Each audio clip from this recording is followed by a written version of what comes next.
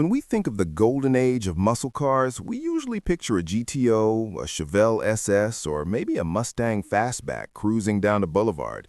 It was a time of excess, sure, but for the most part, these were mass-produced road cars that you could drive to the grocery store if you really wanted to. But every once in a while, the engineers in Detroit would drink a little too much coffee, throw the rulebook out the window, and build something that frankly had no business having a license plate. I wanted to go over 7 of the absolute craziest, most unhinged factory muscle cars ever built. These are the cars that push the limits of safety, sanity, and tire technology. If this is your first time watching, thanks for tuning in. You're listening to a real person. Believe it or not, I still get comments saying I'm AI. It actually makes me worried for some people, but I won't get into all of that. I'll be going in countdown order from 7 down to the absolute maddest machine to ever roll off an assembly line. And without further ado, here are some of the wildest factory creations in history. Starting us off at number 7 is the 1970 Chevrolet Chevelle SS 454 LS6. Now, I know what you're thinking. The Chevelle is a common car. How is it crazy?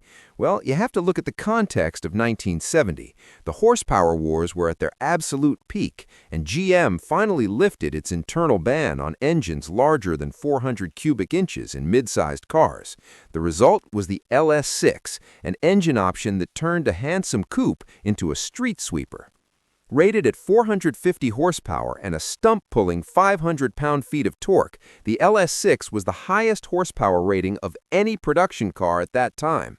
And we all know those numbers were conservative. Real-world dyno tests suggest these things were pushing closer to 500 horsepower right off the showroom floor. What made this car absolute madness wasn't just the power, but the accessibility. You could walk into a dealer, check a box, and drive home in a car that could run low 13s in the quarter mile on bias-ply tires. It was the pinnacle of the big block era, a car that would just melt the tires through the first 3 gears if you weren't careful. It wasn't stripped out, it wasn't lightweight, it was just a brute, a heavy steel sledgehammer that defined the end of an era before emissions strangled everything. It's one of the most desirable muscle cars today for a reason, but compared to what's coming up on this list, the LS6 was actually surprisingly civilized.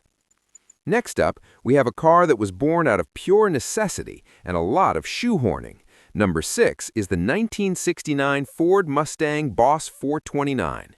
Ford was desperate to compete with Chrysler's Hemi in NASCAR, and to do that, they built a massive semi-Hemi engine of their own, the Boss 429.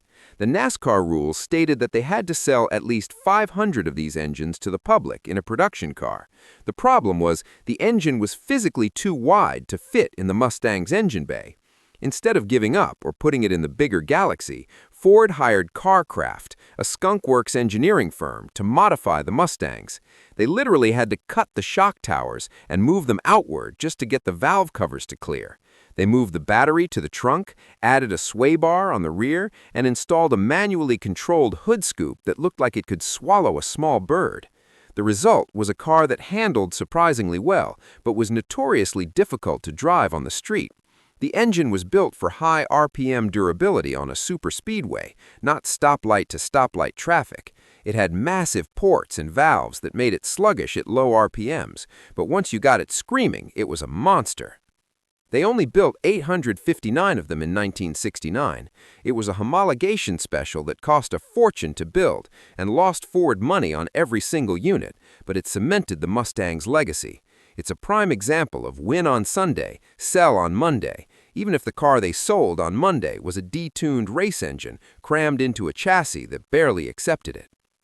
Moving on to number 5, we have the 1969 Dodge Charger Daytona. If the Boss 429 was about engines, the Daytona was about aerodynamics, and it looks like nothing else on the road. In the late 60s, NASCAR speeds were getting dangerous, and aerodynamics became the new frontier. Dodge took their Charger, which had the aerodynamics of a brick, and added a nearly 2-foot-long sheet metal nose cone and a towering 23-inch rear wing. The wing wasn't just for show. It was that tall so the trunk lid could open underneath it, but it also provided massive downforce at 200 miles per hour. And yes, this was the first car to break the 200-mile-per-hour barrier in NASCAR. To race it, they had to sell it, so Dodge built 503 of them for the public. Imagine seeing one of these on the dealer lot in 1969. It looked like a spaceship. Funny enough, they were actually hard to sell when they were new. People thought they were ugly and impractical.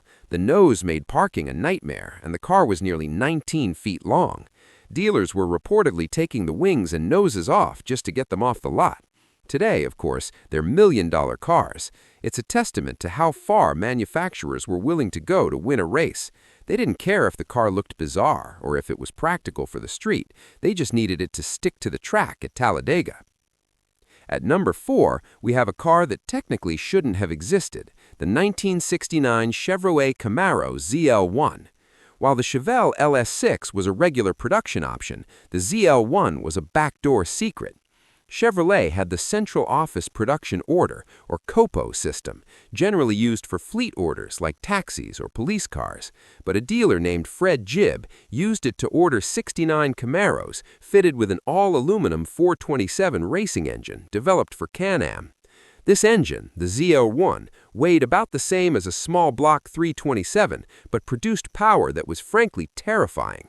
Chevrolet rated it at 430 horsepower, but in reality, with open headers, it was making over 500 easily. The madness here was the price. The engine package alone cost over $4,000, which was more than the base price of the Camaro itself. The total sticker price was over $7,200. In 1969 money, that was Corvette or even Ferrari territory. Because of the insane cost, Fred Jibb couldn't sell them. He ended up sending most of them back to Chevrolet, where they were redistributed to other dealers. It was a hand-built racing engine dropped into a street car with a factory warranty, barely. It is the holy grail of Camaros, a car built through a loophole for drag racers with deep pockets. It represents a time when if you knew the right codes and had the right connections, the factory would build you a race car. Now we're getting into the truly dangerous territory. Number 3 is the 1963 Pontiac Catalina Swiss Cheese. Before the GTO kicked off the muscle car era officially, Pontiac was dominating the drag strips with the Super Duty program. For 1963, they wanted to make the Catalina lighter, much lighter. They stripped out all the sound deadening, removed the heater, and used aluminum for the hood, trunk, fenders, and bumpers. But that wasn't enough. The engineers literally drilled roughly 120 holes into the frame rails to shave off weight. The frame looked like a block of Swiss cheese, hence the nickname. This weakened the structural integrity of the car significantly, but it saved weight, and that's all that mattered for the quarter mile.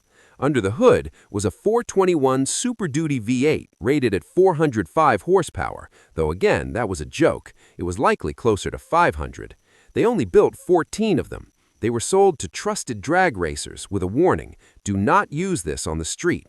The frame was so compromised that hitting a pothole could potentially twist the chassis. It was a factory-built death trap designed to do one thing: go fast in a straight line, and then, ideally, be trailered home.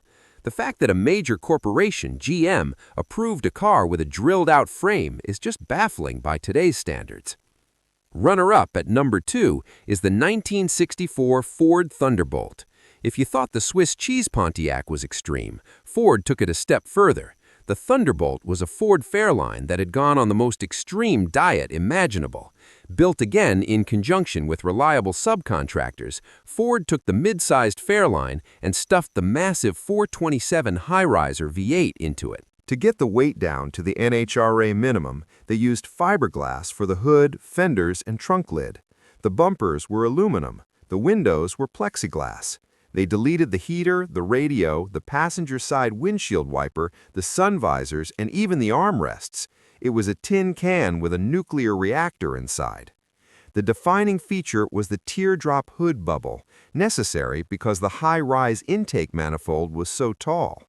The air intake didn't come from the grille, it came through the holes where the inner headlights used to be, fed directly into the carbs via flexible hoses. These cars were rated at 425 horsepower, but they ran 11-second quarter miles right off the truck. Ford built 100 of them to meet homologation rules. They came with a disclaimer plate on the glove box, if you could call it that, stating the vehicle was not for street use. It vibrated, it was loud, it was hot, and it was glorious. It was a purpose-built weapon that you could technically buy from a Ford dealer, provided you knew who to ask. And finally, the #1 craziest factory muscle car ever built, the 1968 Dodge Hemi Dart LO23. This is it. This is the peak of factory insanity.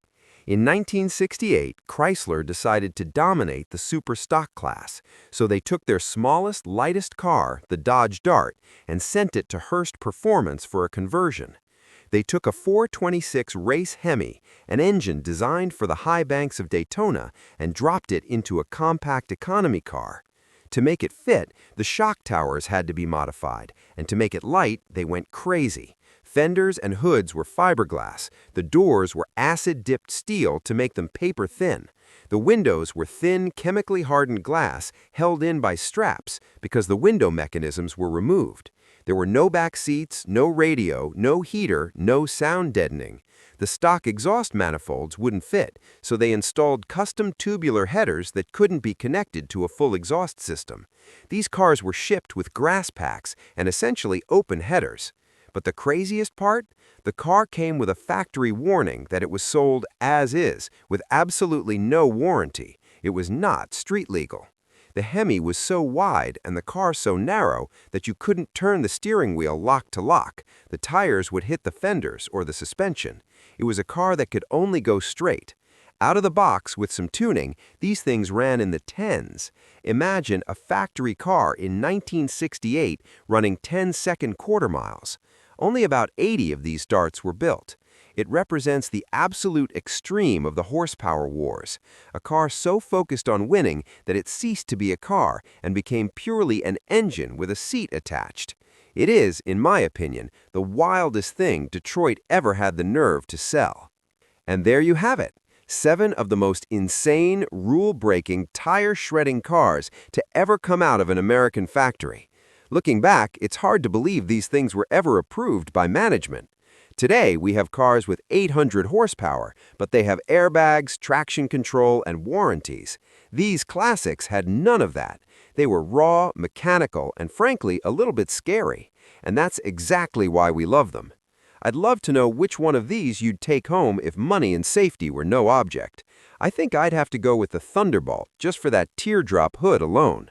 Let me know in the comments if I missed your favorite factory freak, which I'm sure I did. If you enjoyed this trip down memory lane, hit that like button, and maybe I'll do a video on dealer-modified supercars like the Yenko or Baldwin Motion next. Thanks for watching, hope you all have a great week, and I will see you all next time.